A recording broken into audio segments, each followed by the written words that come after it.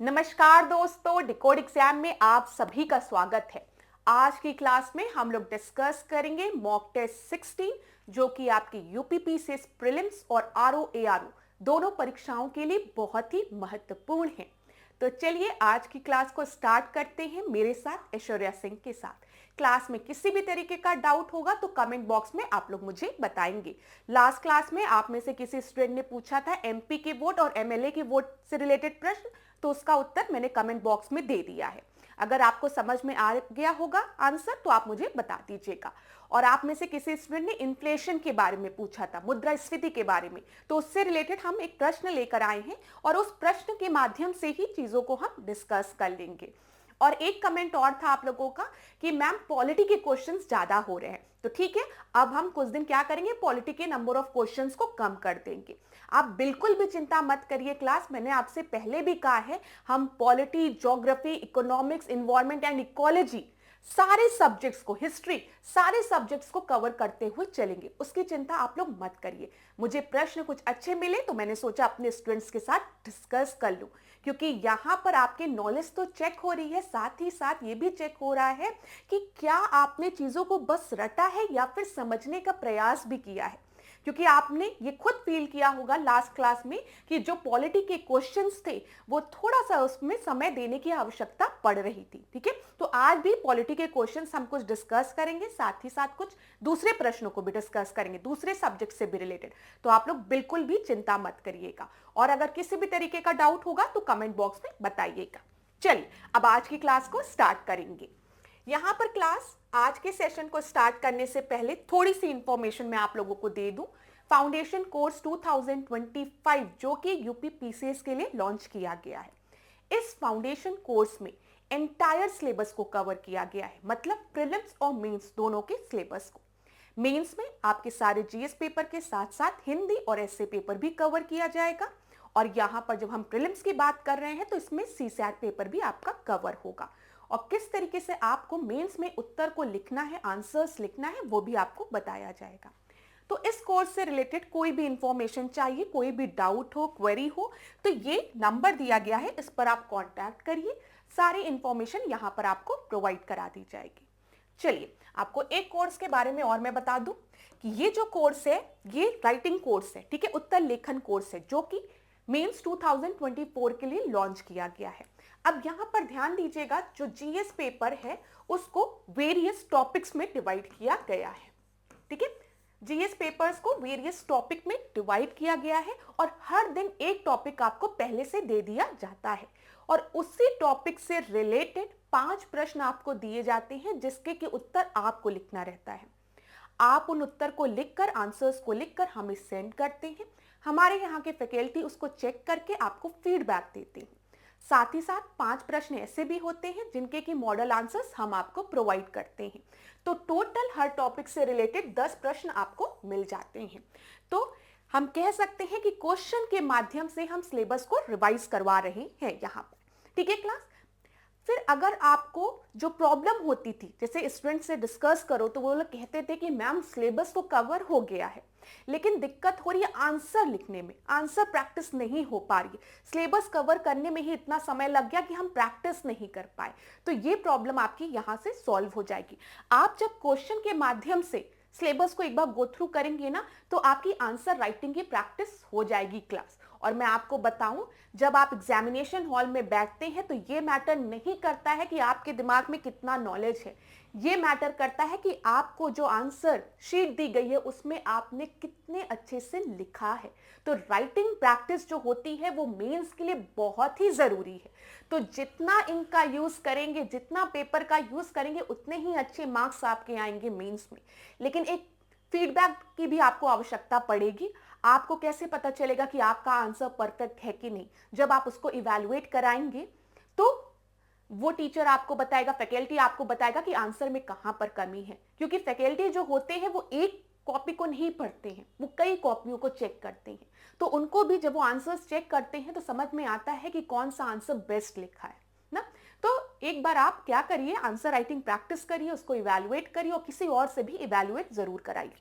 चलिए, ये नंबर है, अगर आपको कोई भी डाउट है तो आप इस नंबर पर डिस्कस कर सकते हैं। सर आपको सारी इंफॉर्मेशन इस कोर्स से रिगार्डिंग दे देंगे। अब हम आज की क्लास का अपना पहला प्रश्न देखेंगे।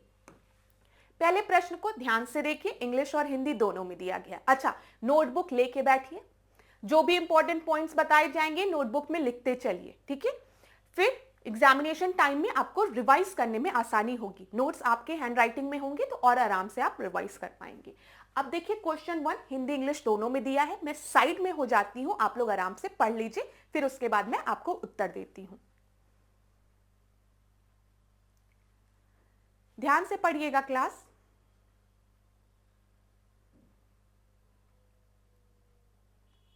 अगर आपको लगता है कि मैम आंसर जल्दी दे रही हैं, मैम को थोड़ा और टाइम देना चाहिए, तो आप वीडियो को पॉज भी कर सकते हैं। और अगर कोई ऐसा स्टूडेंट है जिसको लगता है कि मैम इतने समय की आवश्यकता ही नहीं है, आप तुरंत आंसर दीजिए, तो आप लोग क्या करिए, वीडियो को फॉरवर्ड कर दीजिए। अब देखिए, भारत के संविधान के संदर्भ में निम्नलिखित कथनों पर आपको विचार करना है, ठीक है। यहां पर दिया है, लोकसभा में मतों के समान होने की स्थिति में लोकसभा का अध्यक्ष निर्णायक मत का प्रयोग कर सकता है, ठीक है, किंतु राज्यसभा के सभापति के पास ऐसी कोई शक्ति नहीं होती है। तो यहां पर कास्टिंग वोट के बारे में बोला गया है, ठीक है। क्या दिया है, निर्णायक मत मतलब कास्टिंग वोट। तो अगर लोकसभा में टाई होती है तो किसके पास कास्टिंग वोट होता है, स्पीकर के पास, ये बोला गया है। और यहां पर बोला गया है कि राज्यसभा में अगर टाई होती है तो वहां के जो आपके सभापति हैं, चेयरमैन हैं, उनके पास कास्टिंग वोट की शक्ति नहीं होती है। थोड़ा सोचिएगा समय लेके। दूसरा स्टेटमेंट आपको दिया गया है, अध्यक्ष लोकसभा का सदस्य होता है जबकि सभापति राज्यसभा का सदस्य नहीं होता है। तो बताइए कौन सा कथन आपका सही है, बताइए इनमें से कौन सा सही है। सबसे पहले आपको पता होना चाहिए कि किस आर्टिकल में, किस अनुच्छेद में कास्टिंग वोट की बात की गई है, निर्णायक मत की बात की गई है। तो अगर हम देखेंगे अनुच्छेद 100 में कास्टिंग वोट की बात की गई है। अच्छा, कास्टिंग वोट क्या है, अब आप समझो, लोकसभा में कोई बिल पास करना था, कोई बिल इंट्रोड्यूस किया गया, उसके बाद वोटिंग कराई गई। अब ऐसा हो गया कि जो लोग वोटिंग के फेवर में हैं वो भी 50 लोग हैं, और जो लोग वोटिंग के मतलब बिल के अगेंस्ट में हैं, मतलब जो नहीं चाह रहे हैं ये बिल पास हो, वो भी 50 है। जो लोग चाह रहे हैं बिल पास हो वो भी 50 है, जो लोग नहीं चाह रहे बिल पास हो वो भी 50 है। तो टाई हो गया ना। तो अब इस समय निर्णायक वोट, कास्टिंग वोट किसके पास होगा, स्पीकर के पास होगा। तो अगर स्पीकर इसको फेवर करेगी तो ये बिल पास हो जाएगा, और अगर यहां फेवर करेगी तो बिल पास हो जाएगा। तो कास्टिंग वोट होता है, निर्णायक मत स्पीकर के पास होता है। राज्यसभा में सभापति के पास निर्णायक मत नहीं होता है, होता है, याद रखिएगा, ठीक है। यहां पर राज्यसभा के सभापति के पास भी निर्णायक मत होता है। ये जो लिखा है ये आपका गलत है, तो इसी वजह से ये स्टेटमेंट आपका गलत हो गया। अब दूसरे स्टेटमेंट में आपको क्या दिया गया है कि अध्यक्ष लोकसभा का सदस्य होता है, ये आप सभी को पता है, लेकिन जो सभापति होता है वो राज्यसभा का सदस्य नहीं होता है। अच्छा, ये मुझे बताओ कि राज्यसभा का सभापति कौन होता है, उपराष्ट्रपति होता है ना, और उपराष्ट्रपति जो होता है वो राज्यसभा का सदस्य नहीं होता है। तो ये स्टेटमेंट आपका बिल्कुल सही है। यहां पर उत्तर क्या हो जाएगा, पहला गलत है किंतु दूसरा सही है। डी आपका सही उत्तर है क्लास, ठीक है, यहां पर ध्यान दीजिएगा। अब क्लास देखिए, मैंने आपको बताया ना, अगर हम अनुच्छेद 100 का क्लॉज 1 देखेंगे, इसको आप अपनी नोटबुक में नोट डाउन कर लीजिए। यहां पर आप सभी को पता है कि कास्टिंग वोट जो होती है, ठीक है, वो लोकसभा में स्पीकर के पास होती है निर्णायक मत, और राज्यसभा में चेयरमैन के पास होता है निर्णायक मत, कास्टिंग वोट, ये आप सभी को पता है। लेकिन इस प्रश्न में क्या किया गया, इस प्रश्न में दूसरे स्टेटमेंट में दे दिया गया, अरे स्पीकर जो होता है ना वो तो लोकसभा का मेंबर होता है, लेकिन जो चेयरमैन होता है वो राज्यसभा का मेंबर नहीं होता है, आपको कंफ्यूज करने के लिए। अब दिमाग में तुरंत आपके क्लिक करेगा, अरे अगर मेंबर नहीं होता है, जो उपराष्ट्रपति होता है, जो चेयरमैन होता है राज्यसभा का, तो इसका मतलब वो वोटिंग भी नहीं करता होगा। ये डाउट आएगा आपके मन में जब आप एग्जामिनेशन हॉल में बैठेंगे और प्रेशर में बैठेंगे, लेकिन अब आप कभी कंफ्यूज नहीं होंगे। क्यों? क्योंकि अभी मैं आपको अनुच्छेद 100 बताने वाली हूं। और ध्यान दीजिएगा, अनुच्छेद 100 के मुताबिक किसी भी सदन की बैठक में या सदनों की संयुक्त बैठक में सभी प्रश्नों का फैसला उपस्थित और वोट करने वाले सदस्यों के बहुमत से किया जाता है। आपको पता है इस फैसले में अध्यक्ष या सभापति या अध्यक्ष के तौर पर काम करने वाले व्यक्ति का मत शामिल नहीं होता। ये बहुत इंपॉर्टेंट है।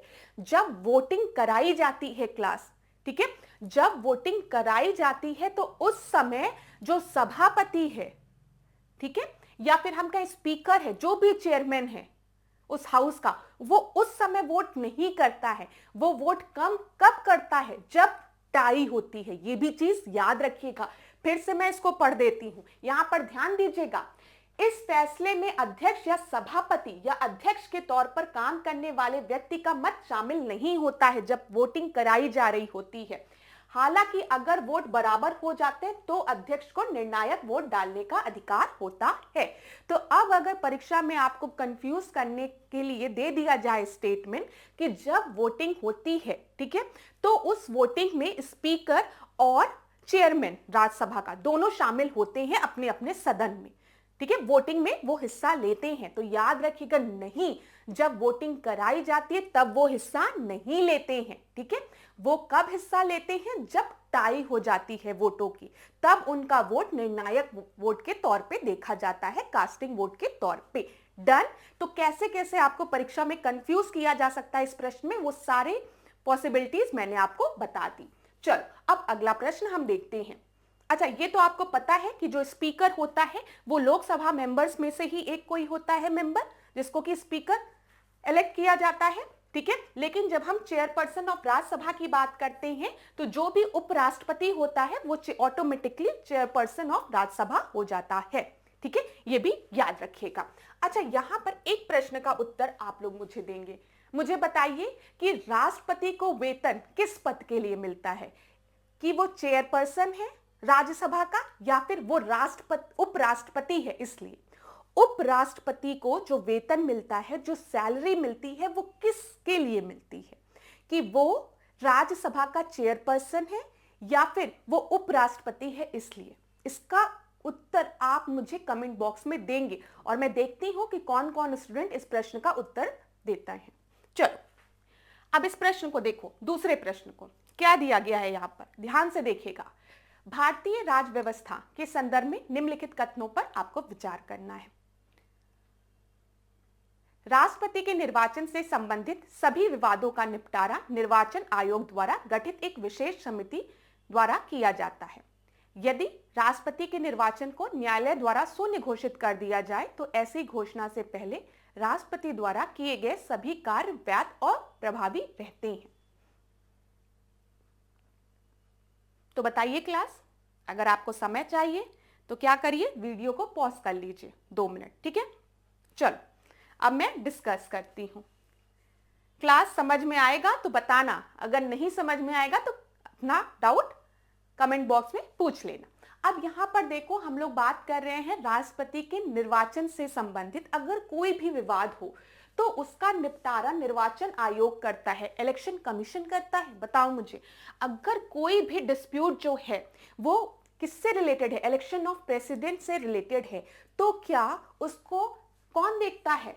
इलेक्शन कमीशन देखता है। कोई एक ऐसी कमिटी जिसको कि अपॉइंट किया है इलेक्शन कमीशन ने? बताओ हाँ या ना, सोचो 2 मिनट। फिर दूसरा दिया है, यदि राष्ट्रपति के निर्वाचन को न्यायालय द्वारा शून्य घोषित कर दिया जाता है तो ऐसी घोषणा से पहले राष्ट्रपति द्वारा किए गए सभी कार्य जो है वो वैध और प्रभावित रहते हैं, ठीक है, प्रभावी रहते हैं। देखो ये क्या है, पहले दिया गया है, बिफोर। अब ध्यान से मेरी बात सुनना, अगर राष्ट्रपति के इलेक्शन में, निर्वाचन में किसी भी तरीके का डिस्प्यूट होगा तो यहां पर कोई भी कमिटी इलेक्शन कमीशन द्वारा नहीं अपॉइंट की जाएगी। जो भी डिस्प्यूट होगा उसको कौन देखेगा? सर्वोच्च न्यायालय देखेगा, सुप्रीम कोर्ट देखेगा। इस वजह से ये जो स्टेटमेंट है वो गलत हो गया। क्लियर?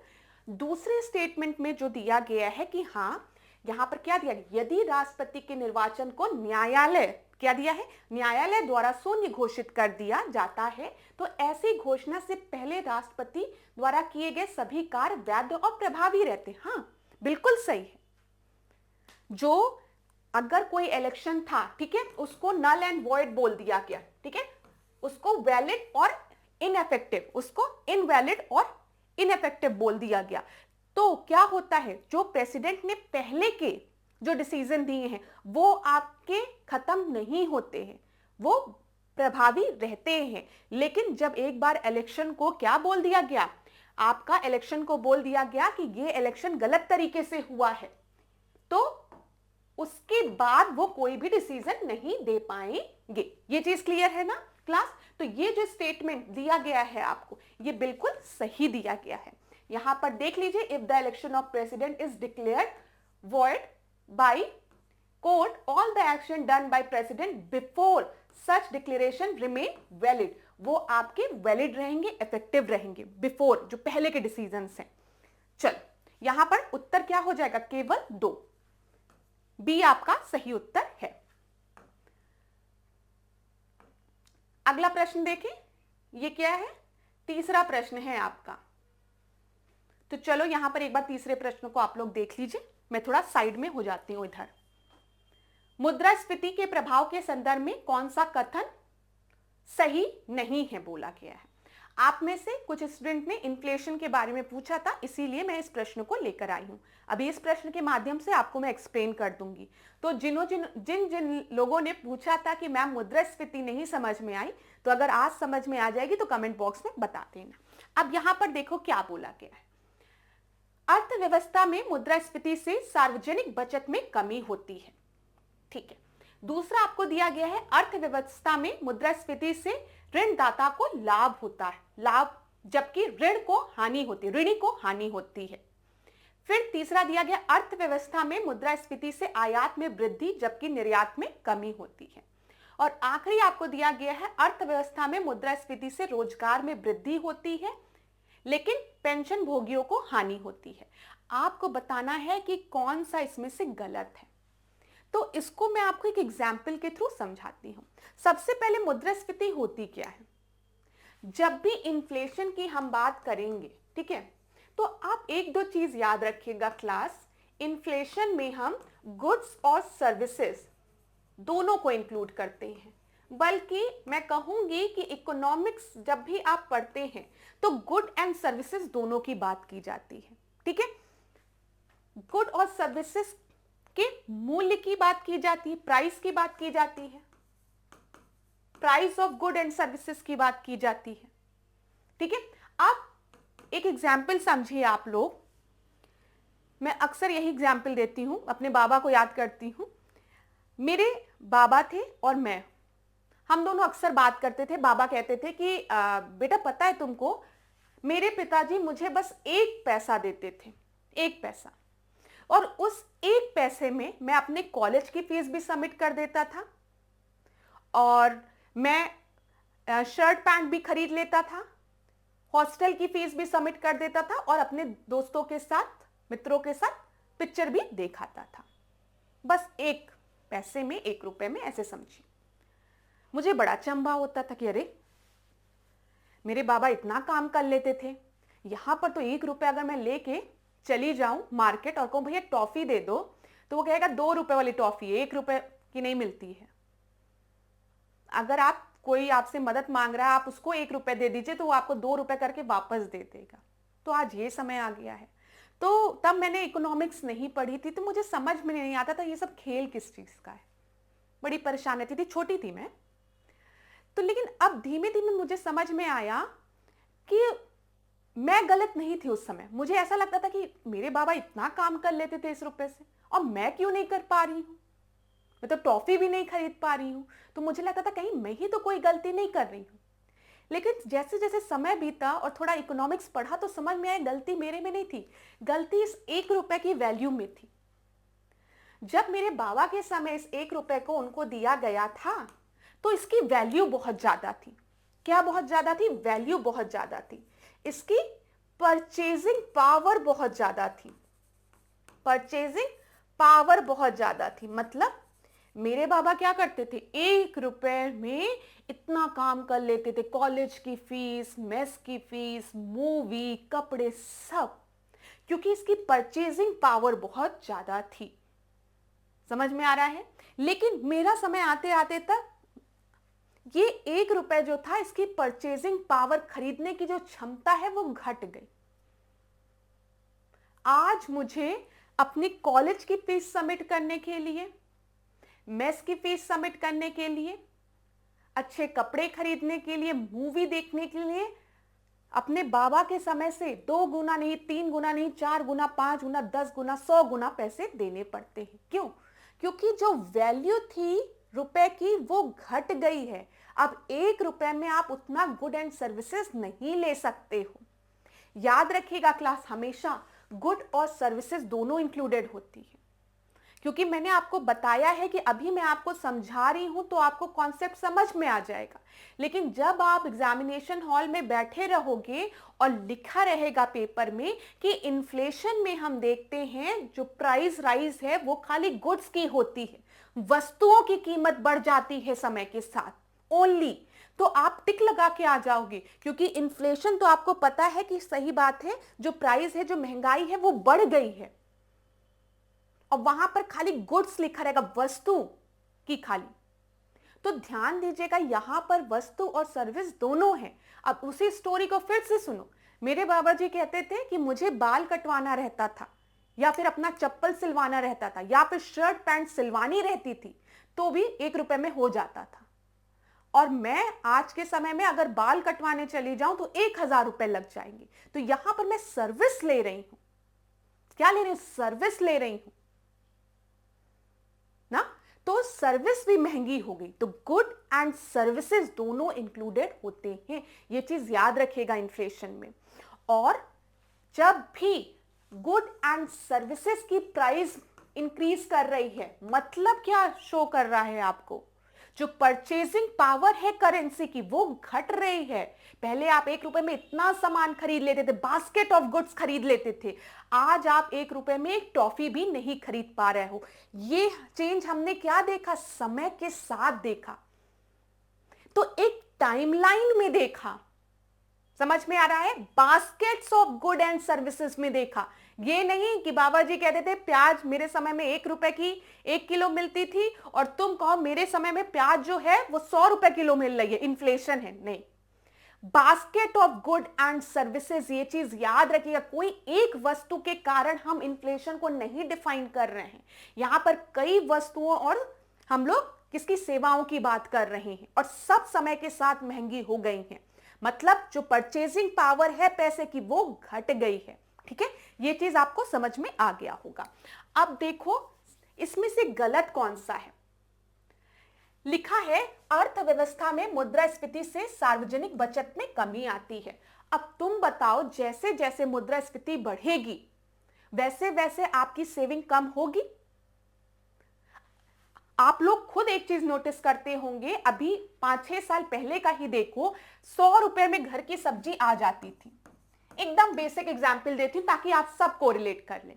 पिताजी 100 रुपए लेके जाते थे, सब्जी खरीद के ले आते थे, और हम लोगों के लिए टॉफी भी ले आते थे। आज आप 100 रुपए ले जाइए सब्जी खरीदने, आपको हो सकता है 1-2 किलो प्याज मिल जाए, 1 पाव टमाटर मिल जाए, 1 किलो टमाटर मिल जाए, मुझे अभी रेट नहीं पता। तो मैं आपको बस ये बताना चाह रही हूं कि आज यही सब्जी 500 रुपए की आती है, क्वांटिटी वही है, लेकिन 500 रुपए की सब्जी आ रही है। तो अगर कोई आदमी 1000 रुपए कमाता था उस समय, तो वो उसके पास कितने रुपए बचते थे? 900 रुपए बचते थे। अब 900 रुपए में अपने बच्चों की फीस, घर की जो सामान और है उनको लाकर वो तब भी 100 रुपए बचत कर लेता था। लेकिन अब अगर सब्जी ही 500 रुपए की मिल रही है, उसका खर्चा ही बढ़ गया, किसी सामान को खरीदने के लिए जो पैसा दे रहा है वही ज्यादा बढ़ गया, उसको ज्यादा स्पेंड करना पड़ रहा है, तो वो सेविंग कहां से करेगा? बचत कहां से होगी उसके पास? बचत कम होगी ना उसकी, या फिर नहीं होगी। तो देखो, अर्थव्यवस्था में मुद्रास्फीति से सार्वजनिक बचत में कमी आती है। सही बात है, जब महंगाई बढ़ेगी तो आपके जेब में कम पैसा रहेगा, आप सेविंग कैसे करोगे? जितना सैलरी मिलेगी उतना तो खर्च हो जाएगा। तभी लोग कहते हैं ना महंगाई बढ़ रही है, बचत नहीं हो रही है। तो ये तो बहुत ही आसान है।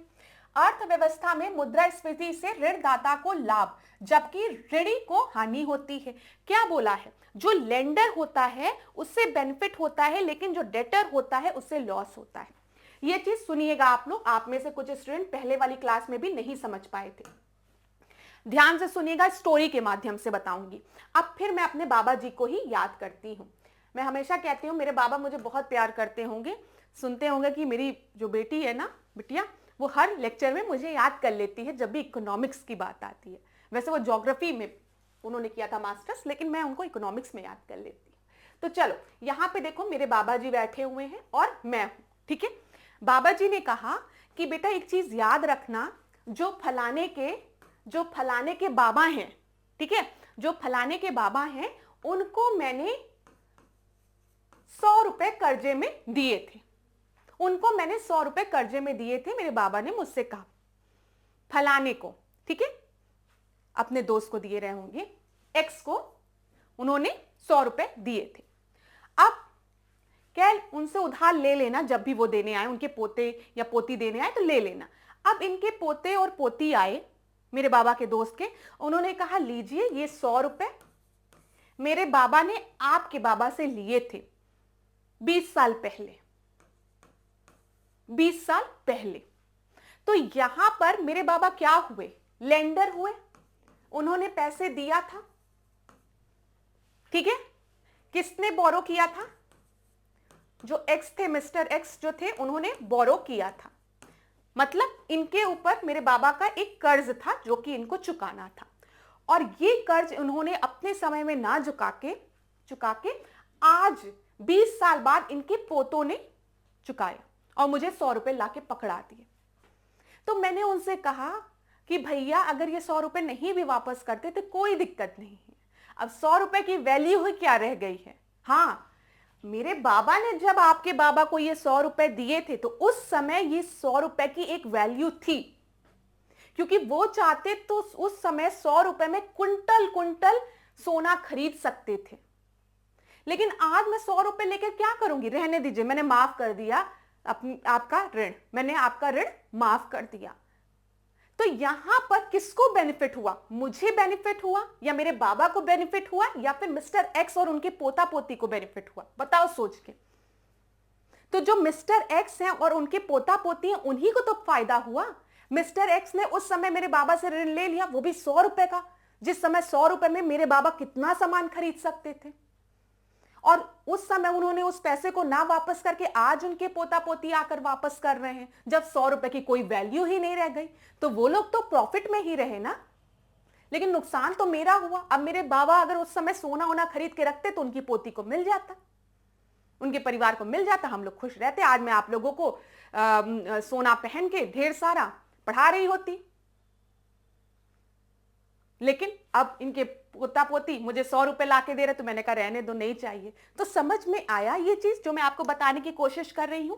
अर्थव्यवस्था में मुद्रास्फीति से ऋणदाता को नहीं लाभ होगा, ठीक है, क्योंकि जब उसने सामने वाले को ऋण दिया था उस समय उस पैसे की कीमत ज्यादा थी। मेरे बाबा 100 रुपए में क्विंटल सोना खरीद सकते थे। पैसे की जो परचेजिंग पावर थी, जो वैल्यू थी, जो मूल्य था, वो ज्यादा था, ठीक है। जबकि ऋणी को हानि होती है, ये गलत है। ऋणी को तो फायदा है, आज इनके पोता पोती को फायदा, 100 रुपए लाके मुझे दे दिए, क्या करूंगी मैं 100 रुपए का? इसकी तो कोई वैल्यू ही नहीं रह गई है। तो ध्यान दीजिएगा, ऋणदाता को हानि होती है और जो ऋणी होता है उसको लाभ होता है। तो कौन सा स्टेटमेंट गलत है? ये स्टेटमेंट आपका गलत है। अब समझ में आ गया होगा। ये देख ले, अर्थव्यवस्था में मुद्रास्फीति से आयात में वृद्धि होगी जबकि निर्यात में कमी होगी। नहीं, एकदम गलत है, एकदम गलत है। आयात में कैसे वृद्धि होगी बताइए? आयात में वृद्धि नहीं होगी और निर्यात में कमी, अरे सॉरी, ये सही है, आयात में वृद्धि होगी। देखो, आप जो चीज इंपोर्ट करोगे, ठीक है, वो ज्यादा करोगे, जबकि निर्यात में कमी होगी। मैंने आपको बताया है, आपके यहां आप किसी चीज को भेजोगे, जैसे आप सपोज करो आपके यहां 100 रुपए किलो सेब बिक रहा है, यूएसए ने कहा भाई इंडिया आप मुझे 100 रुपए किलो सेब दे दो। आपने कहा नहीं, हमारे यहाँ तो इन्फ्लेशन आ गया है, हमारे यहाँ तो महंगाई आ गई है। अब जो 100 रुपए किलो सेब था वो 180 रुपए किलो हो गया है। तो हम जब आपके यहाँ भेजेंगे तो इसमें सारी ड्यूटी लगाने के बाद ये सेब हमको पड़ेगा 250 रुपए किलो। ठीक है, तो यूएसए को क्या लगेगा, भाई तुम्हारे यहाँ का 250 रुपए किलो सेब खरीदने से अच्छा मैं चाइना का सेब मंगवा लूं, वो तो मुझे बस 50 रुपए किलो मिल रहा है। तो वो दूसरी कंट्री से इंपोर्ट करना चाहेंगे, तो आपका तो एक्सपोर्ट घट जाएगा। तो क्या लिखा है यहाँ पर, निर्यात में कमी आ जाएगी, एक्सपोर्ट डिक्रीज हो जाएगा, इंपोर्ट जो है वो बढ़ जाएगा। क्यों बढ़ जाएगा, क्योंकि आपको भी पता है हमारे यहाँ का जो सेब है वो 250 रुपए किलो पड़ रहा है, लेकिन चाइना वाला सेब जो 50 रुपए किलो है वो हमको अगर बहुत भी महंगा पड़ेगा तो 100 रुपए किलो पड़ेगा। तो हम क्या करते हैं, चाइना से ही मंगवा लेते हैं। चाइनीज माल सस्ते होते हैं इसीलिए हम उसको खरीद लेते हैं, और हमारे यहाँ जो चीजें बन रही है वो महंगी है तो हम उसको नहीं खरीद रहे हैं। अब भाई सबको तो अपने घर का बजट देख के चलना है, हम सस्ता सामान क्यों खरीद। अब देखो ड्यूरेबिलिटी पे मत आना कि मैम यहाँ पर जो चाइनीज सामान होते हैं वो ड्यूरेबल नहीं होते, बहुत जल्दी खराब हो जाते हैं, रिपेयर नहीं होते, वो सब दूसरी चीज है। अभी हम बस यहाँ पे इकोनॉमी के पर्सपेक्टिव से देख रहे हैं। हम बाहर से लाया हुआ सामान क्यों खरीद लेते हैं, क्योंकि हमको पता है चाइना का जो टॉर्च है वो 10 रुपए में मिल जा रहा है और एक ही दिन का काम है। अभी भारत वाला लेने जाएंगे तो हमको 100 रुपए का मिलेगा, तो इससे अच्छा चाइना से चाइनीज माल ले लेते हैं। ठीक है, वो 100 रुपए का इसलिए बेच रहे हैं क्योंकि उनका प्रोडक्शन चार्ज उतना है, उसके पीछे कई फैक्टर्स होते हैं। लेकिन आपको समझ में आया ना। तो यहां पर ध्यान रखिएगा, जब भी इन्फ्लेशन होगा तो इन्फ्लेशन से क्या होगा, ये जो इंपोर्ट है वो आपका इंक्रीज हो जाएगा लेकिन एक्सपोर्ट डिक्रीज हो जाएगा। अर्थव्यवस्था में मुद्रास्फीति से रोजगार में वृद्धि होगी लेकिन पेंशन भोगियों की हानि होगी। ठीक है, रोजगार में वृद्धि होगी, सही बात है। हमने आपको बताया है इन्फ्लेशन के कॉजेज होते हैं, डिमांड बढ़ जाती है तब भी इन्फ्लेशन होता है, जब डिमांड बढ़ेगी तो प्रोडक्शन बढ़ेगा, प्रोडक्शन बढ़ेगा तो एम्प्लॉयमेंट बढ़ेगा। ठीक है, रोजगार की वृद्धि होगी, इसीलिए थोड़ा बहुत इन्फ्लेशन डेवलपमेंट ऑफ इकोनॉमी के लिए जरूरी भी होता है, अर्थव्यवस्था के बढ़ने के लिए। ठीक है, लेकिन पेंशन भोगियों को क्या होगा, हानि होगी। क्यों पेंशन भोगियों को हानि होगी, अगर पेंशन भोगियों को 5,000 पर मंथ मिलता है तो पहले 5,000 की जो वैल्यू थी, जो मूल्य था, परचेजिंग पावर थी, वो ज्यादा था, लेकिन इन्फ्लेशन के कारण आज 5,000 की जो वैल्यू है वो घट गई है। तो भाई वो उस 5,000 में सेम काम करने के लिए उनको ज्यादा पैसे की आवश्यकता होगी ना, तो पेंशन कर्मियों को क्या होगा, नुकसान होगा। ठीक है, समझ में आया ना क्लास। कहीं पे भी डाउट होगा तो कमेंट बॉक्स में बता देना। चलो, यहां पर आपका सही उत्तर क्या था, यहां पर आपका सही उत्तर बी था, जो मैंने आपसे डिस्कस कर लिया। अगला प्रश्न हम देखते हैं, चौथा प्रश्न। कहीं पे भी प्रॉब्लम होगी तो कमेंट बॉक्स में बताइएगा। ठीक है, वो स्टोरी जो मैं आपको बताती हूँ वो इसीलिए बताती हूँ ताकि आपको समझ में आ जाए। अभी सीधे एक्सप्लेन करने लगूंगी तो नहीं समझ में आएगा इतनी सरलता से। चौथा प्रश्न अब देखिए, यहां पर हाल ही में समाचारों में देखे गए कैनरी द्वीप कहां पर स्थित है। ये आपका थोड़ा करंट का प्रश्न है, बोला गया है जो कैनरी द्वीप है वो कहां पर है, बताइए। पैसिफिक ओशियन में, इंडियन ओशियन में, अटलांटिक ओशियन में या फिर सदर्न ओशियन में। तो ए बी सी डी में से आपका सही उत्तर क्या होगा, बताइए क्लास। चलिए यहां पर मैं आपको उत्तर बता देती हूं, यहां पर आपका सही उत्तर जो है वो है अटलांटिक ओशियन। ठीक है, सी आपका सही उत्तर है। देख लीजिए यहां पर क्लास, ये आपको अफ्रीका दिख रहा होगा। ठीक है, और अफ्रीका के इधर की तरफ आप जाएंगे तो आपको कैनरी आइलैंड मिलेगा। ठीक है, और यहां पर कौन सा ओशियन है, अटलांटिक ओशियन है ना, तो आपका सही उत्तर क्या है, अटलांटिक ओशियन है। अगले प्रश्न को अब हम देखते हैं, पांचवें प्रश्न को ध्यान से देखिए। Given below are two statement, मैं इधर हो जाती हूं। Given below are two statement, one labelled as assertion and reason। ठीक है, khadar soil are fertile, humus is high in khadar soil. तो बताइए, खादर मिट्टियां जो होती हैं वो उर्वर होती हैं, मतलब फर्टाइल होती हैं, ये बिल्कुल सही है। खादर मिट्टियों में ह्यूमस की अधिकता होती है, नहीं, ये गलत है आपका। तो यहां पर सही उत्तर क्या हो जाएगा, ए सत्य है किंतु जो आर है वो असत्य है। ठीक है, तो चलो एक्सप्लेनेशन देखते हैं एक बार। ये देखिए क्लास, आपको पता है ये नदी है। ठीक है, दिख रहा है ना यहाँ पे, ये नदी है, रिवर है।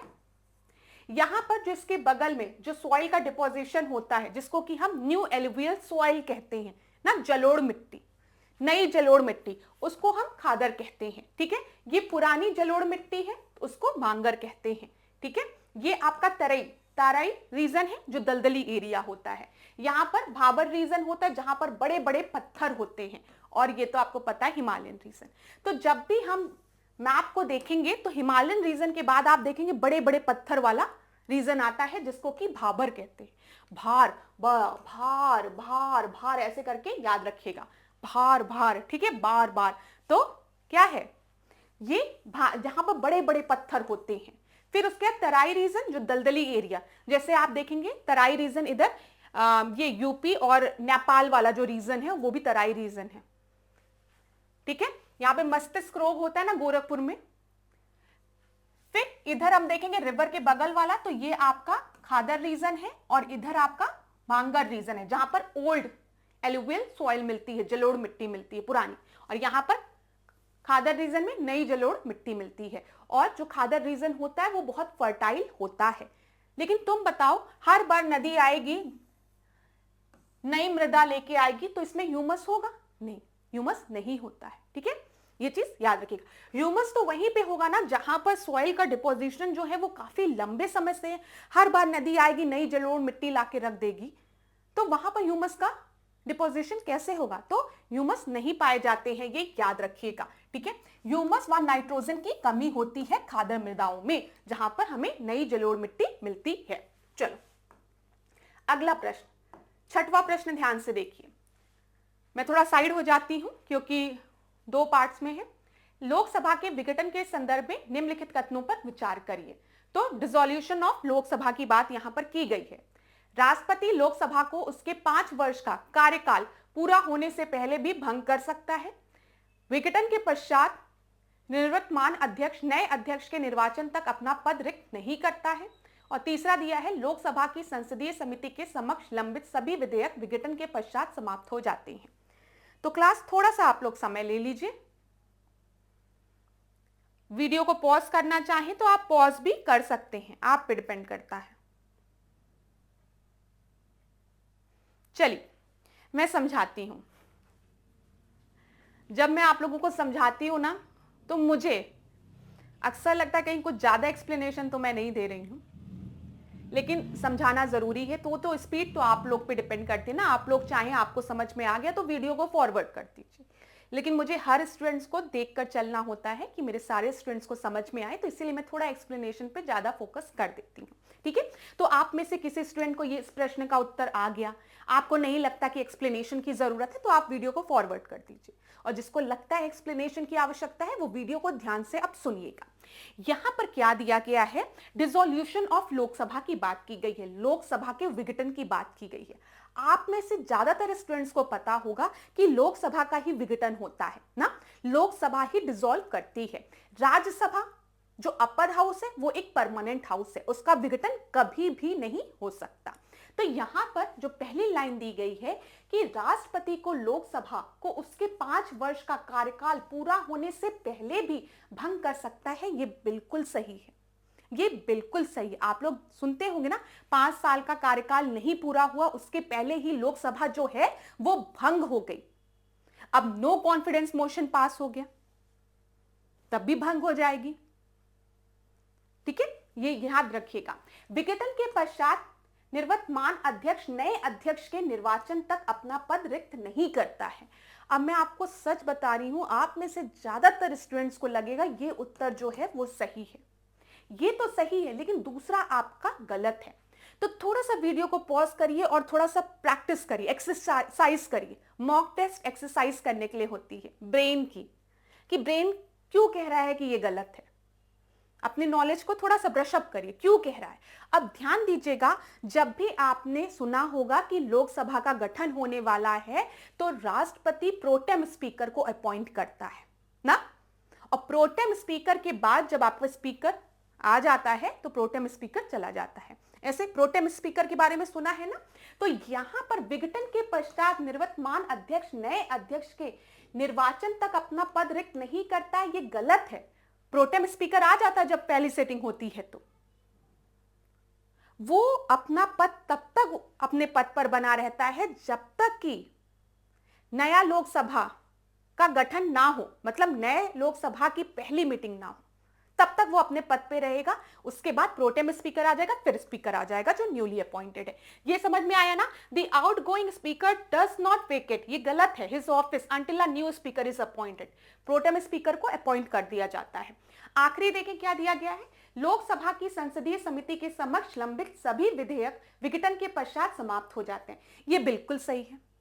अगर कोई भी विधेयक जो है वो संसदीय समिति के समक्ष लंबित है और लोकसभा की संसदीय समिति के समक्ष, तो वो आपका क्या हो जाएगा, वो आपका समाप्त हो जाएगा अगर लोकसभा डिसॉल्व कर गई तो यहां पर ध्यान दीजिएगा, आपका सही उत्तर क्या होगा, केवल 1 और 2। ठीक है, ए आपका सही उत्तर है। यहां पर देख लीजिए, 1 मिनट क्लास, यहां पर क्या पूछा गया देख ले, सॉरी 1 और 3 ना, देखो यही आपकी मैम गलत की। अब ऐसे ही पेपर में आप लोग गलत कर देते हैं कभी कभी।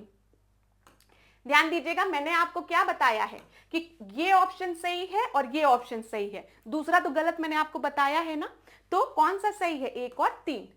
ऐसी गलती, इसको क्या कहते हैं, ह्यूमन एरर कहते हैं। और यही गलती अगर आप लोग एग्जाम में करेंगे तो रेस में पीछे हो जाएंगे। सिली मिस्टेक इसी को कहते हैं। तो पहला और तीसरा सही है, दूसरा गलत है, तो उत्तर ए नहीं सी होगा आपका। चलो अब आगे देखते हैं। यहां पर ध्यान से देख लीजिएगा क्लास, कुछ इंपॉर्टेंट पॉइंट है तो मैं आपको बता दूं। मैंने आपको सब एक्सप्लेन कर दिया, मैंने आपको बता ही दिया कि जो प्रेसिडेंट है वो कुछ समय के लिए प्रोटेम स्पीकर को अपॉइंट करेगा, जो कि स्पीकर की ड्यूटी को करेगा। ठीक है, फिर उसके बाद जब आपके नए स्पीकर को इलेक्ट कर लिया जाएगा तो प्रोटेम स्पीकर अपनी जगह से चला जाएगा। अगला प्रश्न ध्यान दीजिएगा, यहां पर ध्यान दीजिए क्लास, मैं थोड़ा साइड हो जा रही हूं। केंद्रीय मंत्री किस संसदीय समिति का सदस्य बनने के लिए पात्र नहीं है? तो बताइए, union minister are not eligible to become the member of which parliamentary committee? प्राक्कलन, सार्वजनिक उपक्रमों संबंधित समिति, कमिटी ऑन पब्लिक अंडरटेकिंग या विभागीय स्थान समिति? तो यहां पर क्लास आप याद रखिएगा, जब भी हम संसदीय समितियों की बात करेंगे, तो इन चाहे एस्टिमेट कमिटी हो, चाहे आपका कमिटी ऑन पब्लिक अंडरटेकिंग हो, चाहे डिपार्टमेंटल स्टैंडिंग कमिटी हो, किसी भी कमिटी का मेंबर आपका यूनियन मिनिस्टर नहीं हो सकता है, किसी का भी नहीं हो सकता है। तो यहां पर 1, 2, 3 सही है आपके। ठीक है, बी आपका सही उत्तर है। देख लीजिए, union minister is not eligible to become a member of the following parliamentary committee, चाहे वो पब्लिक अकाउंट कमिटी हो जिसको कि हम पीएसी कमिटी कहते हैं, चाहे एस्टिमेट कमिटी हो, इधर हो जाओ, ठीक है, चाहे वो कमिटी ऑन पब्लिक अंडरटेकिंग हो, चाहे कमिटी ऑन पिटीशन हो, किसी भी कमिटी का मेंबर आपका यूनियन मिनिस्टर नहीं होगा, यहां पर जितना मेंशन किया गया है। आपको पता है ना क्लास, जो यूनियन मिनिस्टर्स होते हैं उनके पास एक मिनिस्ट्री होती है, तो वो आपके एग्जीक्यूटिव्स होते हैं, और being a member of parliament वो लेजिस्लेचर के भी पार्ट होते हैं। यहां पर हमेशा याद रखिएगा, इन जो कमिटीज का नाम दिया गया है इनमें से किसी भी कमिटी के मेंबर यूनियन मिनिस्टर्स नहीं होंगे। ठीक है, चलो अगला प्रश्न हम देखते हैं। यहां पर देखो, ये आपके परीक्षा में पूछा गया 2 प्रश्न है, ये यूपी पीसीएस मेंस 2006 में पूछा गया प्रश्न है। ध्यान से देखिएगा आप लोग, एक बार इसको देख लीजिए क्लास। यहां पर क्या दिया गया है, दिया गया है CAG of India is a friend and guide of which committee. ठीक है, जो कैग होते हैं, कंट्रोलर ऑडिटर जनरल, उनको किसका फ्रेंड और गाइड बोला गया है? सेलेक्ट कमिटी का नहीं, एस्टिमेट कमिटी का नहीं, प्राइम मिनिस्टर का नहीं, पब्लिक अकाउंट कमिटी का। ये याद रखिएगा, पीएसी का गाइड और फ्रेंड किसे बोला जाता है? कैग को। ठीक है, अगला प्रश्न देखिए, the power to grant or refuse leave to the controller and auditor general shall vest in the, बताइए क्या दिया गया है? किसके पास ये पावर होती है कि वो कैग को ग्रांट करे या फिर रिफ्यूज करे, ठीक है। तो ये पावर किसके पास होती है? तो ये पावर प्रेसिडेंट के पास होती है। बी आपका सही उत्तर है, राष्ट्रपति। ठीक है क्लास, चलो ये दो प्रश्न थे तो मैंने आपसे डिस्कस कर लिए। अगला प्रश्न हम देखते हैं। यहां पर ध्यान दीजिएगा, निम्नलिखित में से कौन सा संवैधानिक निकाय सार्वजनिक अधिकारों के विरुद्ध भ्रष्टाचार के आरोपों की जांच करने के लिए अधिकृत है? तो बताइए क्या बोला गया है यहां पर। Which of the following statutory constitutional body is authorized to investigate allegation of corruption against the public official? तो ये तो एक आसान सा प्रश्न है, तो बताइए यहां पे सार्वजनिक अधिकारियों के विरुद्ध भ्रष्टाचार के आरोपों की जांच करने की बात की गई है, कौन अधिकृत होता है? तो यहां पर ए बी सी डी में से आपका सही उत्तर क्या होगा? सीवीसी, केंद्रीय सतर्कता आयोग, ठीक है, सेंट्रल विजिलेंस कमीशन। तो डी आपका सही उत्तर है। अगला प्रश्न देखते हैं। अगला प्रश्न देखिए। अच्छा, यहां पर एक चीज याद रखिएगा कि जो सीवीसी था उसको स्टैट्यूटरी स्टेटस कब दिया गया? 2003 में दिया गया था। यह भी परीक्षा में पूछा जा सकता है। अगला प्रश्न, भारत की, पहले आप लोग पढ़ लीजिए इसको। यहां पे कंटीजेंसी फंड की बात की गई है, आकस्मिकता निधि के संदर्भ में पूछा गया है। इसका गठन संसदीय अधिनियम द्वारा किया गया, इसे भारत के राष्ट्रपति के अधीन रखा गया है, इससे धन के उपयोग के पश्चात व्यय को संसदीय अनुमोदन प्रदान किया जाता है। तो बताइए जो कॉन्टीजेंसी फंड है ये आपका कॉन्स्टिट्यूट किया जाता है बाय पार्लियामेंट्री एक्ट। दूसरा दिया गया है it is placed under the president of India, और आखिरी दिया गया expenditure can be incurred after the use of the fund from it with parliamentary approval. आपको क्लास पता होगा कि दो तरीके के फंड होते हैं, एक कॉन्टीजेंसी फंड होता है, एक कंसोलिडेटेड फंड होता है। जब हम कॉन्टीजेंसी फंड की बात करते हैं तो ये इसको हम क्या कहते हैं? आकस्मिक निधि, आकस्मिक निधि कहते हैं इसको, ठीक है। मतलब जब जरूरत हो, इमरजेंसी वाला। और हम लोग के घर में अगर देखेंगे तो कॉन्टीजेंसी फंड किसके हाथ में रहता है? ज्यादातर माओ के हाथ में। थोड़ा सा पैसा बचा के रखती हैं, जब कभी बहुत जरूरत पड़ेगी तब निकालेंगे, ठीक है। तो यहां पे कंसोलिडेटेड फंड की बात की गई है, इसका गठन संसदीय अधिनियम द्वारा किया गया है, बिल्कुल सही है। इसे भारत के राष्ट्रपति के अधीन रखा गया, सही है। इसमें धन के उपयोग के पश्चात व्यय को संसदीय अनुमोदन प्रदान किया जाता है, यह भी सही है। यहां पर आपके तीनों ही स्टेटमेंट बिल्कुल सही है, उत्तर डी हो जाएगा। ये चीज याद रखिएगा। और एक चीज और याद रखिएगा, इसके बारे में कौन से अनुच्छेद में दिया गया है? तो 267 में, यह भी याद रखिएगा। अनुच्छेद 267 के अनुसार संविधान संसद और राज्य विधानमंडल को आकस्मिकता निधि बनाने का अधिकार देता है। इस निधि का उपयोग अप्रत्याशित व्यय को, मतलब जो आपका इमरजेंसी, मतलब आपने सोचा भी ना हो ऐसा एक्सपेंडिचर को पूरा करने के उद्देश्य से किया जाता है। यहां पर दिया गया है ना, अनफोर्सीन एक्सपेंडिचर, ठीक है। इमरजेंसी में आपको पैसे की आवश्यकता है। तो यहां पर मैंने आपको बता दिया, पहला स्टेटमेंट आपका सही है, क्योंकि जो कॉन्टीजेंसी फंड है उसको कॉन्स्टिट्यूट किया गया था through contingency fund of 1950, through contingency fund act 1950 द्वारा, 1950 द्वारा। और दूसरा स्टेटमेंट भी आपका सही था, तीसरा स्टेटमेंट भी सही था। चलो 10वां प्रश्न देखते हैं। यहां पर भारत के संविधान के संदर्भ में निम्नलिखित कथनों पर विचार करिए। अच्छा प्रश्न है क्लास, ध्यान दीजिएगा। आर्टिकल 12 और 13 जो है, अनुच्छेद 12 और 13, जो विद्यार्थी होते हैं वो उसको ध्यानपूर्वक नहीं पढ़ते हैं। तो आज इस प्रश्न के माध्यम से आपको अनुच्छेद 12 और 13 समझ में आ जाएगा। तो थोड़ा समय दीजिएगा, पढ़िएगा इंग्लिश और हिंदी दोनों में। हेलो, ठीक है, चलिए। मैं बीच बीच में चेक करती रहती हूँ कि कहीं ऐसा तो नहीं है कि मेरा वॉइस क्लियर नहीं हो रहा हो, तो इसी वजह से मैंने देखा नहीं भाई वॉइस आ रही है। कभी कभी ऐसा होता है कि हम पढ़ाते रहते हैं और हमारा माइक बंद हो जाता है, और बाद में जब आप देखते हैं लेक्चर कंप्लीट हो गया तो आवाज ही नहीं है लेक्चर में, तो उसको भी चेक करना पड़ता है। हेलो माइक, तो वही मैं देख रही थी, कोई दिक्कत नहीं है। चलो यहां पर देखिए क्लास क्या दिया गया है कि अनुच्छेद 12 के अंतर्गत राज्य की परिभाषा में संसद और राज्य विधानसभाएं सम्मिलित हैं, किंतु स्थानीय प्राधिकरण इसमें सम्मिलित नहीं है।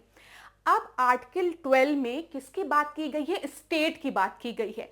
तो आर्टिकल 12 में जो स्टेट है, जो राज्य टर्म है, उसका मतलब ये नहीं होता मध्य प्रदेश, उत्तर प्रदेश, छत्तीसगढ़ या फिर बिहार। उस राज्य का मतलब जो आर्टिकल 12 में दिया गया है, ध्यान से सुनिएगा, अनुच्छेद 12 में, उसमें राज्य का मतलब ये स्टेट नहीं होता उत्तर प्रदेश या फिर मध्य प्रदेश या फिर छत्तीसगढ़, बिहार, नहीं। वहां पर जब राज्य टर्म यूज किया जा रहा है, स्टेट टर्म यूज किया जा रहा है, तो उसमें संसद की भी बात की जाती है। ठीक है, राज्य विधान सभाएं जो हैं, जो स्टेट लेजिस्लेटिव असेंबलीज हैं, पार्लियामेंट, स्टेट लेजिस्लेटिव असेंबलीज, उसकी भी बात की जाती है। जो स्थानीय प्राधिकरण है, ठीक है, जो लोकल बॉडीज है, लोकल गवर्नमेंट बॉडीज, वो भी उसमें इंक्लूडेड रहते हैं। यहां पर लिखा है वो सम्मिलित नहीं होते हैं, ये गलत है। ठीक है, तो हमेशा याद रखिएगा जो 12 में स्टेट दिया है वो एमपी या ऐसे वाले स्टेट के लिए है, उसमें जो गवर्नमेंट बॉडीज जितनी भी हैं सब इंक्लूडेड होती हैं। ठीक है, फिर देखिए अनुच्छेद 13 के अंतर्गत विधि, लॉ की बात की गई है कि परिभाषा में अध्यादेश, ऑर्डिनेंस सम्मिलित है, किंतु इसमें संविधान संशोधन अधिनियम सम्मिलित नहीं है। तो याद रखिएगा जब हम आर्टिकल 13 की बात करते हैं, आर्टिकल 13 में जो लॉ की बात की गई है उसमें ऑर्डिनेंस इंक्लूडेड है, बिल्कुल सही है, लेकिन उस लॉ में कॉन्स्टिट्यूशनल अमेंडमेंट नहीं इंक्लूडेड है, ये भी सही है। तो दूसरा तो सही है, लेकिन पहला आपका गलत है। ठीक है, बी आपका सही उत्तर होगा। अब जो मैं बताने जा रही हूं उसको एकदम ध्यान से सुनिएगा, हिंदी में भी और इंग्लिश में भी, दोनों में बताऊंगी, क्योंकि यहां पर एक्सप्लेनेशन दोनों लैंग्वेज में देना आवश्यक है। तो देखिए जब हम बात करते हैं अनुच्छेद 12 की, तो अनुच्छेद 12 में जो राज्य शब्द लिखा गया है, जो स्टेट टर्म लिखा गया है, वो सरकार और संसद और प्रत्येक राज्य की सरकार, मतलब प्रत्येक राज्य की सरकार और विधानमंडल, मतलब हम सेंट्रल गवर्नमेंट की बात करें, सेंट्रल गवर्नमेंट की, स्टेट गवर्नमेंट की, दोनों गवर्नमेंट, साथ ही साथ आपके हाउस ऑफ पार्लियामेंट, जो पार्लियामेंट के हाउस है, ठीक है, साथ ही साथ स्टेट लेजिस्लेटिव असेंबलीज, और भारत के क्षेत्र में या भारत सरकार के नियंत्रण में सभी स्थानीय या अन्य प्राधिकरण शामिल होते हैं।